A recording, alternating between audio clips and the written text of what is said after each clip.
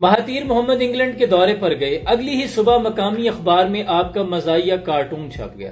Mahathir Mohamad کی جب سرکاری طور پر انگلینڈ کے وزیر اعظم سے ملاقات ہوئی تو آپ نے وہ اخبار کا ٹکڑا ٹیبل پر رکھ دیا اور پوچھا یہ کیا ہے؟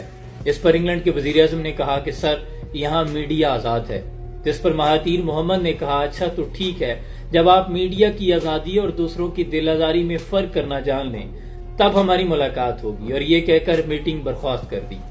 ساتھ ہی ملیشیا اپنے آفس فون کیا اور کہا کہ میرے آنے سے پہلے جتنے انگلینڈ کے باشندوں کے ملیشیا میں کاروبار ہیں ان کو سیل کر دیا جائے، ان کے بینک اکاؤنٹس بند کر دیے جائیں اور 24 گھنٹے کے اندر ان انگریزوں کو ملک سے بدر کر دیا جائے۔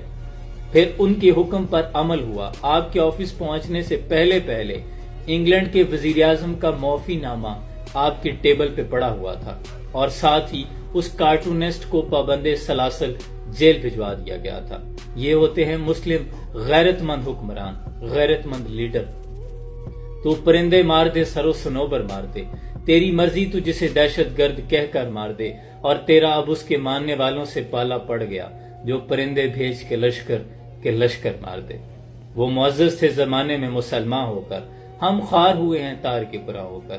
جن میں اللہ کے سوا کسی اور کا خوف نہیں ہوتا ان میں یہ غیرت ایمانی موجود ہوتی ہے، لیکن جو دوسروں کے ٹکڑوں پہ پلتے ہیں ان میں یہ غیرت ایمانی موجود نہیں ہوتی، اور نہ ہی وہ غیرت مند مسلمان حکمران بن سکتے ہیں۔ سلام پہنچے۔